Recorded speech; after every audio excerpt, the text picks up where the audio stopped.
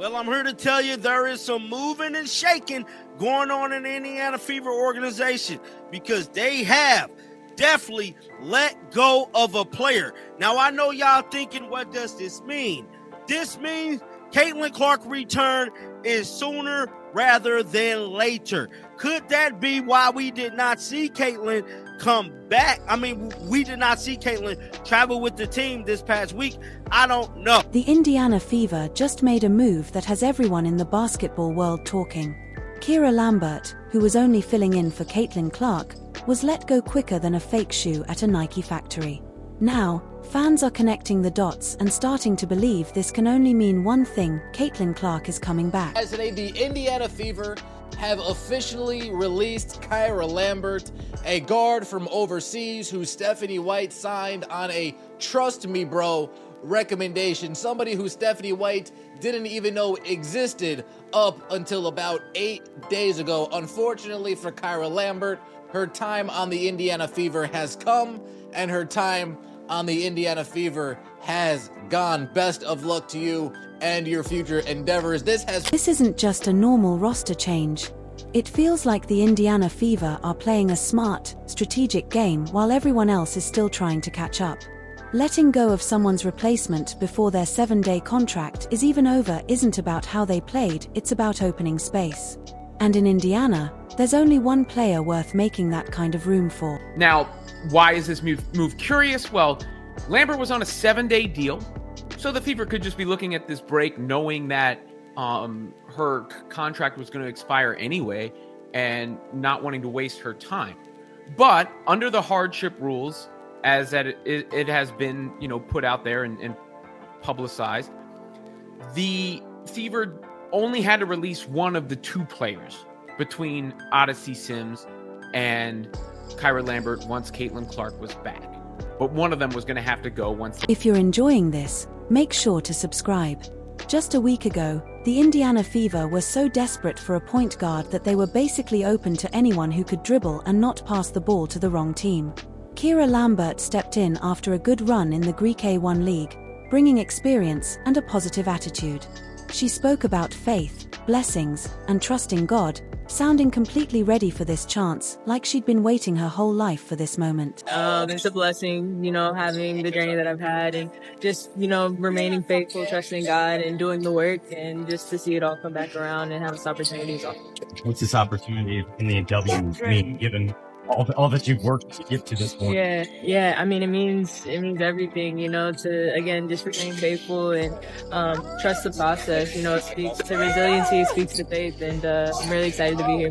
What's your familiarity, if any, with this team, with Steph, with how they want to run things? Yeah, I've been watching the W for years. It's the best basketball in the world, so, I've been watching and I've been... But here's where things get interesting.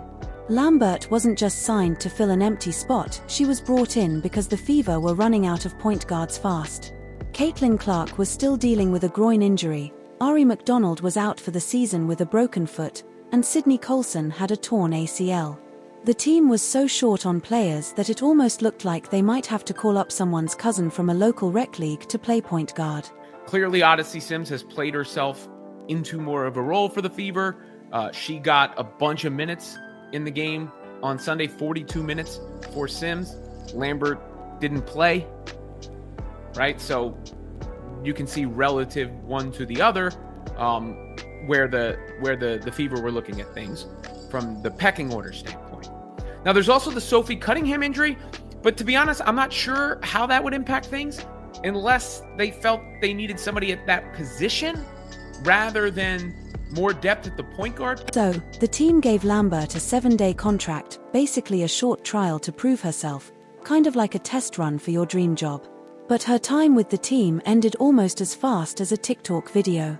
She played less than a minute in the game against the Connecticut Sun on August 17th, and by Monday, she was gone. It wasn't because she played badly or couldn't handle the pressure, it was because someone big might be coming back.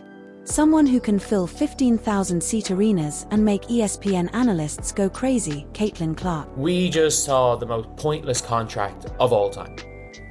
The most pointless 7-day of all time. Kira Lambert. They didn't even give Kira Lambert a page on the WNBA website. I'm not joking. If you type in WNBA.com and you look at the Fever's last game, maybe they updated it because she actually saw the floor. Fever versus Connecticut. Kyra Lambert played a grand total of 4 seconds.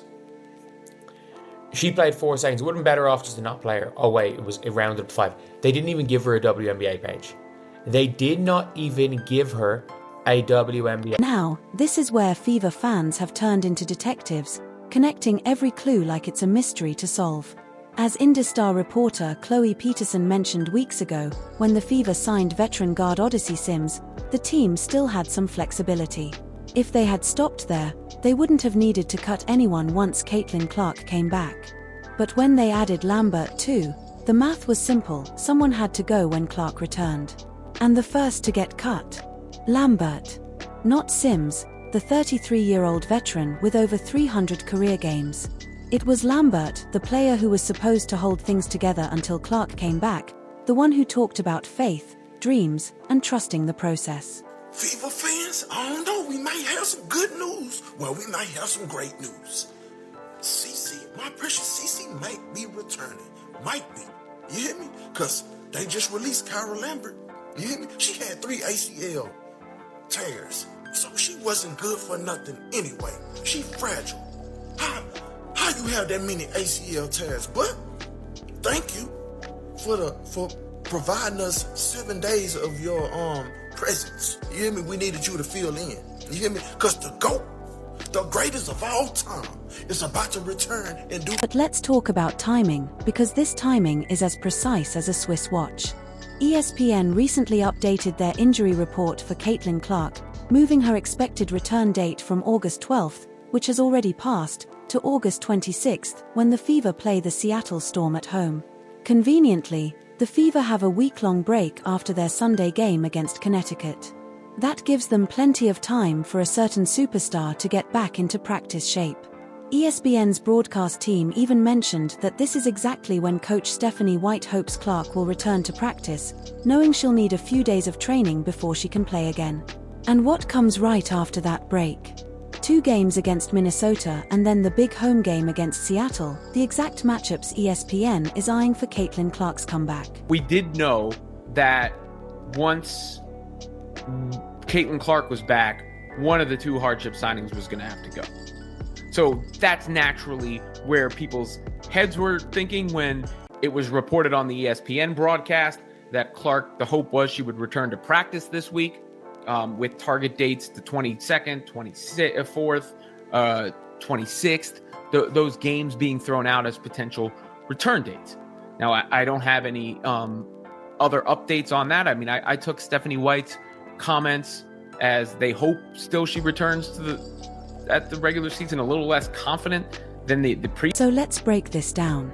Lambert was released right as the Fever entered their week-long break.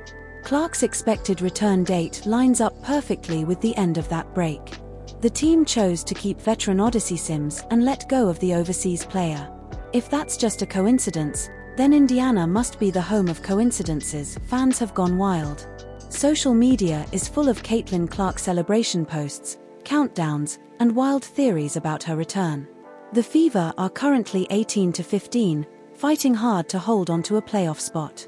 They're only 2.5 games ahead of 9th place, which would push them out of the playoffs, but also just 3 games behind the New York Liberty and 3.5 games away from the 2nd seed. With Clark coming back, those big goals suddenly don't seem out of reach. Meanwhile, you have to feel for Kyra Lambert. She probably thought this was her big break. After 4 years playing overseas and dominating in the Greek A1 League, she finally got her shot at the WNBA. She spoke about faith, opportunity, and trusting the process. The Fever welcomed her warmly, and she was truly excited to help the team she'd admired for years. Can the Fever please invest in international scouts? They definitely need to invest in international scouts because I know your boy John Liquidator ain't the best advocate when it comes to overseas players, but something I would say, they play hard, bro. Those overseas players play like they got something to prove. I give them that. But far as me, I feel like we got enough talent here at home in our home country to get players. Somebody said every day I question if Amber Cox and Stephanie White are even on the same page. In the harsh world of professional sports, It doesn't matter how well you fit in or how much potential you have, if someone better is ready to return, your spot is never safe. Lambert wasn't cut because she lacked talent. She was cut because she was never meant to stay. She was a temporary fix, a bridge while the real star recovered, and let's be honest, Caitlin Clark's return means everything for the Indiana Fever. It's not just about getting back their top scorer or best playmaker, even though she was averaging 16.5 points, 8.8 assists, and 5 rebounds before her injury. Clark is the player who makes the whole system click. Coach Stephanie White has said the team will be even more dangerous when Clark returns, and she's absolutely right. During Clark's absence, the Fever have learned how to play as a unit. They've built chemistry, toughness, and confidence they didn't have last season. Players like Kelsey Mitchell, Aaliyah Boston, and Natasha Howard have all stepped up in big ways. So when Clark comes back, she won't have to do everything alone. She'll be the missing piece that turns a solid team into a serious contender.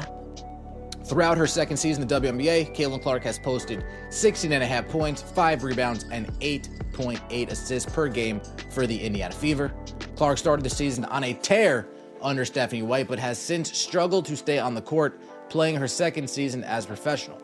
The Fever have 9 remaining games of their regular season schedule. They have a long break before their next matchup on Friday. The venue will be open, giving Clark a chance to rehab as the Fever take several days off from game action. Here's where it gets really exciting. The Fever are currently sitting in 6th place, good enough for the playoffs, but not for home court advantage. With 11 games left and Caitlin Clark possibly returning soon, some big dreams suddenly feel possible. One analyst broke it down perfectly. Clark has missed 20 games this season, and during that time the Fever went 10-10. But if she had played and they'd gone 15-5 instead, their record would be 23-10, good enough to fight for one of the top spots. Even with their current record, the Fever are only 3 games behind the New York Liberty and 3.5 games out of the 2nd seed. In a league where momentum can shift fast, getting Clark back for the final stretch could be the spark that pushes them deep into the playoffs. Fans are already dreaming about the perfect scenario. Clark returns healthy, the team catches fire, and the Fever make a real playoff run. Maybe even host a playoff series. For a team that hasn't seen the postseason since 2016, that would feel nothing short of miraculous. Fever, we have a chance. But the only thing I'm concerned about is she 100% healthy? You hear me? And I need to know what's going on with Sophie, because that's her enforcer. Because everybody else on the team be acting like they scared and softer than Charmin tissue. You hear me? Y'all better protect my precious CC by any means necessary. Playoffs. It's right there in the view. You hear me? Here we come. The referees need to get it in gear. I still don't trust. Looking back at the Fever's recent roster moves, everything starts to make perfect sense. They first signed Odyssey Sims, a veteran guard with lots of experience and playoff success. Then they brought in Kira Lambert for extra depth, but they set things up carefully to stay flexible. By keeping Sims and letting Lambert go, the Fever kept their veteran leadership while getting ready for Caitlin Clark's return. Sims can still give them solid minutes and guidance, but she's also able to step back into a smaller role once Clark is back on the court. It's a smart move that shows the front office had a plan all along. This wasn't a reaction out of desperation, it was a calculated strategy to keep the team competitive while making room for their superstar. And if the timing works out the way fans hope, it'll look like a masterclass in smart team management. That they are being extraordinarily deliberate with every step in this process when it comes to Caitlin Clark. But like I said on Sunday, that's the kind of win, if I'm CC, that I watch and say, I got to get back out there. Like, nothing can stop me from rejoining this team this season. That fight that they showed. But here's what most people are missing while they focus on Caitlin Clark's return. This whole situation has shown just how much depth and character the Fever have built. They've managed to win big games without their best player. They've held their own against playoff teams despite multiple injuries. Players like Natasha Howard have stepped up as real scoring threats, and the rest of the roster has proven they're stronger than anyone thought. So when Clark comes back, she's not rejoining the same team that struggled early in the season. She's returning to a group that's learned how to fight, win tough games, and play true team basketball. That's the kind of foundation championship runs are built on, and there's another impact too: the rest of the league is paying attention. Teams that used to think the Fever were a one-player show now have to prepare for a well-rounded, confident squad. A battle-tested supporting cast plus a returning superstar could make this Fever team far more dangerous than anyone expected. If she's going to play, I hope that she comes back successful. I hope that she can come back as a difference maker, because the playoffs are around the corner, and the Indiana Fever are much better when she's on the team. She takes so much responsibility and able to dictate pace and able to control the momentum of the game, but also generate points for herself and for others. And she makes the game easier for all her teammates. So I know they would love to have her back. My biggest concern is the injuries, and for selfish reasons, I would prefer her, Paige Beckers, Angel Reese to just sit out. So here's the big question everyone's asking: when exactly will Caitlin Clark return? All signs point to sometime between August 22nd and 26th, with the home game against Seattle on August 26th looking like the most likely comeback. Coach Stephanie White hasn't given an exact date, saying it's a day-to-day situation and that they're being cautious to protect Clark's long-term health. Still, everything seems to be lining up. ESPN's broadcast team mentioned that the week-long break after the Connecticut game is when White hopes Clark will return to practice. Lambert's release clearly opens up a roster spot, and the timeline fits perfectly with earlier recovery estimates that if Clark does return around August 26th, she'd have about 10 to 12 regular season games to find her rhythm again before the playoffs start on September 14th. That's plenty of time to shake off the rust, rebuild chemistry with her teammates, and get the Fever's offense back to full strength. It has come down to this season and Caitlin Clark's return. If they hope to make the playoffs, this is what's got to be done. She's got to come back, and she's gonna have to win. And she's got to win even with Stephanie White as her coach. Good Lord, she will be the GOAT if she can pull that off at this point. Imagine Caitlin Clark comes back healthy for the final 10 games of the season, and the Fever go on a tear, winning 8 of them. That would put their record around 26-14 or 27-13, enough for home court advantage in the first round of the playoffs. They'd enter the postseason with momentum, confidence, and a battle-tested supporting cast surrounding their superstar. Is it realistic? Maybe. Is it possible? Absolutely. The Fever have already proven they can compete without Clark and have shown flashes of brilliance despite multiple injuries. With their franchise player back and healthy, there's no reason they couldn't peak at the perfect moment. The Western Conference is tough, but the Eastern Conference race is wide open. Teams like New York and Atlanta are strong, but not unbeatable. A healthy, motivated Fever team with nothing to lose and everything to prove could be exactly the kind of story that makes the WNBA playoffs unforgettable.